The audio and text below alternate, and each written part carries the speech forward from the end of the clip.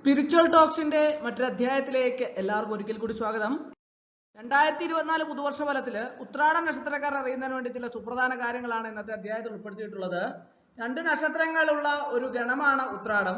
വിശ്വദേവതയാണ് നക്ഷത്ര ദേവത. ആനക്കൊമ്പിന്റെ ചിഹ്നം. എപ്പോഴും ഉത്കർഷേച്ഛ മുൻനിർത്തിക്കൊണ്ട് പ്രവർത്തിക്കുന്ന വ്യക്തികളാണ് ഈ നക്ഷത്രക്കാര്. ഒരു കാര്യത്തിൽ ഉപേക്ഷ സഹിക്കാത്ത ഇവർ സമയത്തിന് വളരെ വില കൽപ്പിക്കുന്നവരാണ്.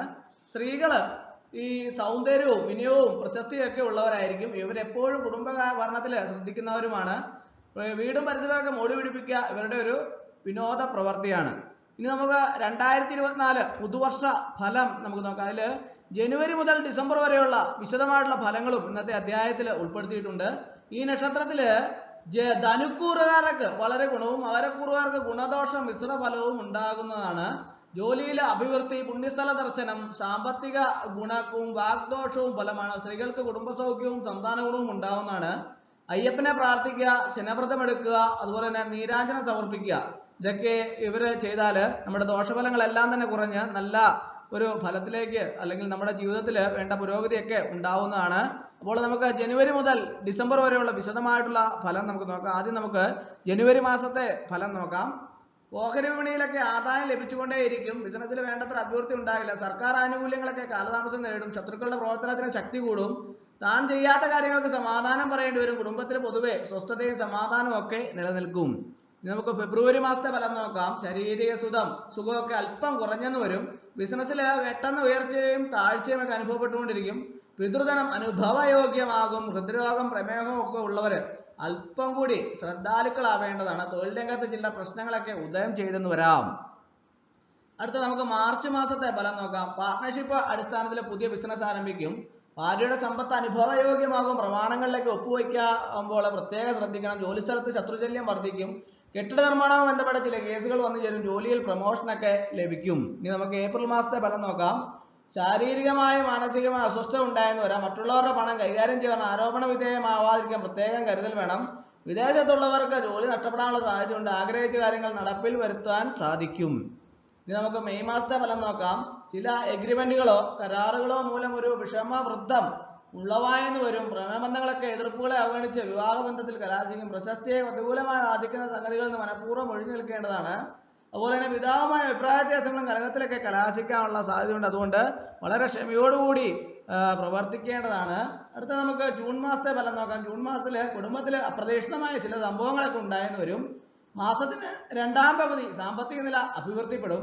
എഞ്ചിനീയറിംഗ് വിദ്യാഭ്യാസവുമായി ബന്ധപ്പെട്ട് ജോലിയിൽ പ്രവേശിക്കാൻ അവസരമുണ്ടാവും. വീടിനോ വാഹനത്തിനോ ഒക്കെ അറ്റകുറ്റപ്പണികളൊക്കെ ആവശ്യമായി വരും. അലസതയൊക്കെ വർദ്ധിക്കാൻ സാധ്യതയുണ്ട്. അതുകൊണ്ട് നമ്മുടെ ജോലിയിലൊക്കെ നമുക്ക് താല്പര്യ കുറവൊക്കെ തോന്നുകയാണ്. അതെല്ലാം മാറ്റിവെച്ച് വളരെ ഉന്മേഷത്തോടു കൂടി തന്നെ ജോലിയിൽ പ്രവർത്തിക്കേണ്ടതാണ്.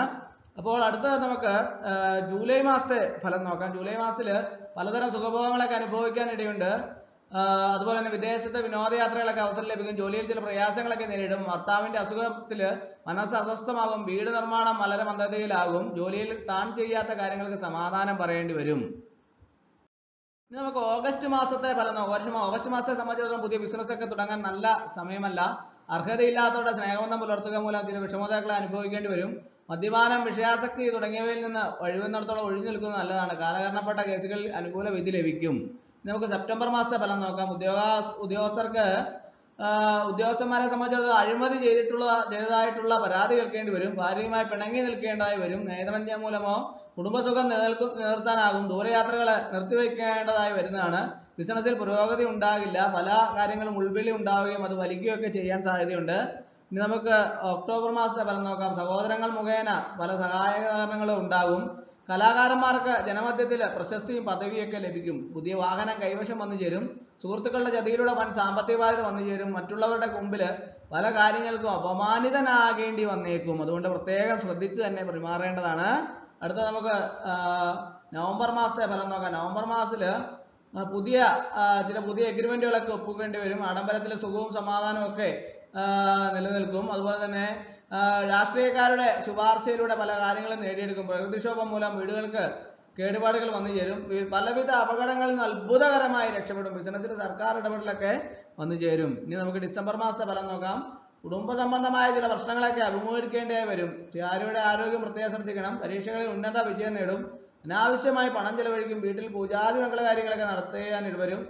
ഓഹരികളിൽ പണം നിക്ഷേപിക്കുമ്പോൾ ശ്രദ്ധിക്കേണ്ടതാണ്. ഒരു കടബാധ്യത തീർക്കാൻ മറ്റൊരു ഇടത്തെ ആശ്രയിക്കാനുള്ള സാധ്യതകളൊക്കെ കാണുന്നുണ്ട്.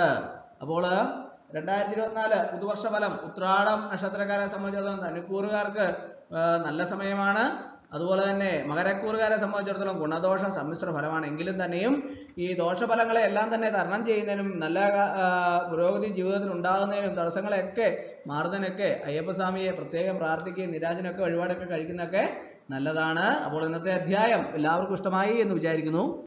ഇഷ്ടമായാൽ ലൈക്ക് ചെയ്യണം, ഷെയർ ചെയ്യണം, സബ്സ്ക്രൈബ് ചെയ്യണം, പരമാവധി എല്ലാവരിലേക്കും എത്തിച്ചു കൊടുക്കണം. ഒരിക്കൽ കൂടി നന്ദി പറഞ്ഞു നിർത്തട്ടെ. നന്ദി, നമസ്കാരം.